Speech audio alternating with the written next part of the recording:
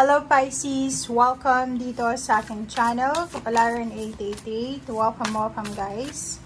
Alamin natin ang past, present, future message ng baraha sa'yo.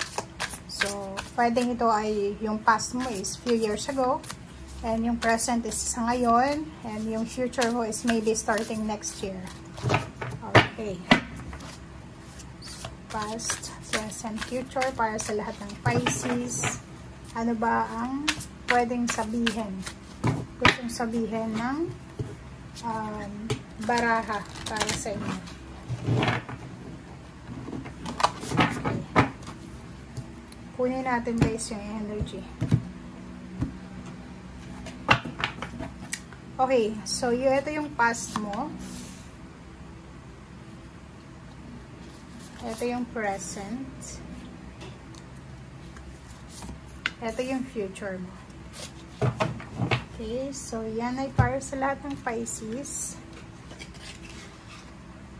Kumuha tayo ng guide cards. Okay, pasensya na. Pasensya na kung medyo blurred guys. Or medyo madilim. Okay, kumuha tayo ng guide card dito.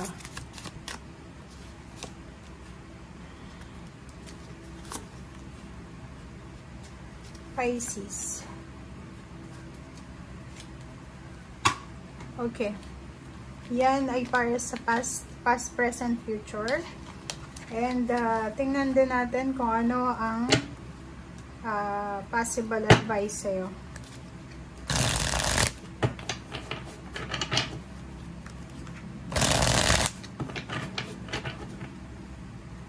Isa lang. Wow, Chariot. Ang galing niya. Okay, Pisces. Simulan natin dito sa past mo. Release 21-21. 2-4-6-8. Okay. Ang galing na ito, guys, no? Pwedeng yung iba makaka-resonate dito, pwede yung iba hindi. So, ang guide dito is eto siya, 21-3. So, kung makikita mo dito is parang on the process ka of release. Pwedeng sa nakaraan mo, maraming nangyaring hindi maganda. Like, maraming nawala sa'yo. Relationship, pera, family members, may namatay, may umalis sa buhay mo. May sinira yung relationship mo, may ninakawan sa inyo, marami kayong maraming nangyari sa buhay nyo. So, ang sinasabi ng baraha sa'yo dito na on the way ka na doon sa release, diba? On the way ka na ng letting go. Nandun ka na sa proseso ng unti-unti mong tatanggapin kung ano yung past mo, diba? So, release the past, yun yung sinasabi ng baraha sa'yo dito. And dito sinasabi na kailangan na natin na tapusin yung nakaraan dahil may mga new beginnings na kailangan tayong bigyan ng focus. Okay? Kailangan mo na daw na i-release yung situation, yung mga tao na posibleng hindi na nakakatulong sa'yo or yung mga taong nanakit sa'yo. Okay? So, kung makikita mo dito, sinasabi ng baraha dyan na nandun ka na sa proseso, 'di ba? Kasi ang dami mong napagdaanan. Kung makikita mo dito, 4 na tao to, stability. Gusto mo ng stability? Sinikap mo sa nakaraan, parang sinikap mo Pisces na gawin yung best of the best mo, pero hindi mo mababago yung takbo ng mga buhay ng tao, 'di ba? Hindi ka naman si Superwoman, Superman na kailangan mong baguhin ang bawat mindset ng ibang tao. So, sinasabi ng baraha na sa past mo dumating yung chance na napagod ka na, and ngayon is parang na-realize mo na etong past mo is kailangan mo na siyang i-let go. Kailangan mo nang umalis dito. Okay? And sa present situation mo is andito pa rin to, 'di ba? So nandito yung 4 na to. So kung makikita mo, balance na, 'di ba? Yung present situation mo. So yun, dito sinasabi ng baraha na sa kasalukuyan ngayon mismo na Sorry. Ngayon mismo na nanonood ka, nasa energy mo to Pisces, since it's a water sign, Queen of Cups. Sinasabi na kahit anong nangyari sa'yo sa nakaraan, kahit maraming pagsubok na nangyari, still compassionate ka pa rin, loving ka pa rin, and nag-care ka pa rin sa ibang tao. But kailangan mo daw na matutunan yung lessons na nangyari or binigay sa'yo ng past mo. 'Di ba? So, wag mo na daw ulit-ulitin yung mga mistakes and errors mo. Kasi ikaw yung kawawa. Hindi masama daw na mag-care na sa ibang tao. Hindi masama na alagaan yung ibang tao. But make sure na hindi mo makakalimutan yung sarili mo.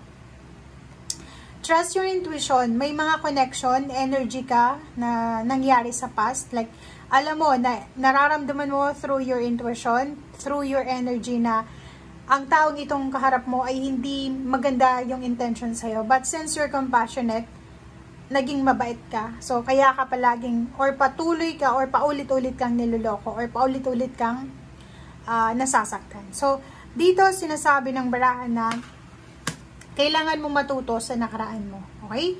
And sa current situation mo, maganda kasi may choice ka na ngayon 'di ba? Kung dati ay wala kang choice, 'di ba? Kung yung past mo is wala kang choice Parang 21 siya, magkasunod lang. Yung past mo is parang isa kang breadwinner or pwedeng inilagay sa balikat mo yung obligasyon. So, wala kang choice, kundi sundin ito or gawin ito.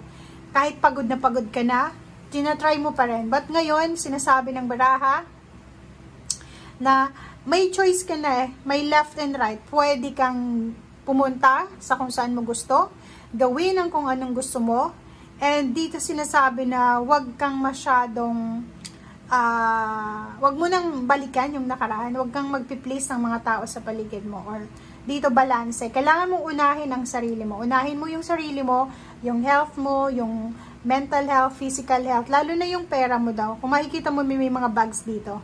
So, yung mga baggages natin, like money, emotional, take care of it.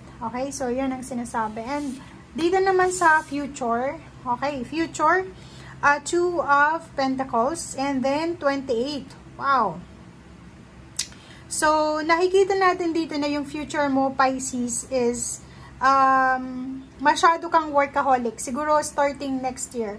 So, nakikita natin siguro simula Enero ng 2024, kailangan mong magtrabaho ng magtrabaho. Kailangan mong mag-double time, multiple jobs. So, sinasabi ng barahan na dahan-dahan lang daw, okay? Dahan-dahan lang daw. Kailangan mo ng balanse sa pamilya, sa sarili, and marami kang priorities dito sinasabi. And sinasabi ng baraha din na yun, matuto ka from your past dito na masyado kang magastos siguro. So, kinakailangan mong matuto din sa pagbabalanse ng budget, diba? So, siguro sa nakaraan, masyado kang magastos, masyado kang generous. And ngayon, sinasabi na kailangan mong balansehin yung pera mo or yung income, parang ganun. And number 28, sinasabi ng baraha dito na ang maganda dito is kahit na sa future mo sobrang busy ka, still kung in a relationship ka, may asawa ka, may boyfriend, girlfriend, or may partner, yung kapartner mo ay suportado ka sa kung ano ito na gagawin mo in the future. It's either nagbe-business ka, or at the same time,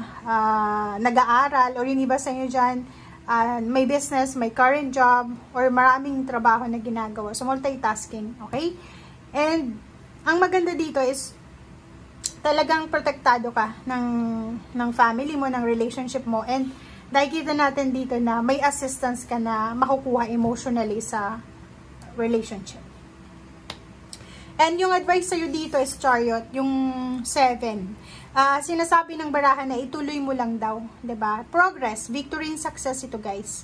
So, ano man itong pinagdaanan mo sa past, sa present situation, and sa future, ang sinasabi ng Chariot na to na huwag kang mag-alala kasi magtatagumpay ka, 'di ba? Ano man ito na nangyayari sa iyo sa present or sa past or sa susunod na panahon, dito sinasabi na tuloy-tuloy pa rin. Ituloy mo pa rin kung ano yung pangarap mo. Ituloy mo pa rin kung ano yung minimithi mo. And nakikita natin dito na travel. Pwedeng yung iba sa inyo dyan is bibili ng sasakyan, may magta-travel, lilipat ng bahay, or mag-expand ng horizon, or yun na nga, ang daming trabaho, sobrang busy.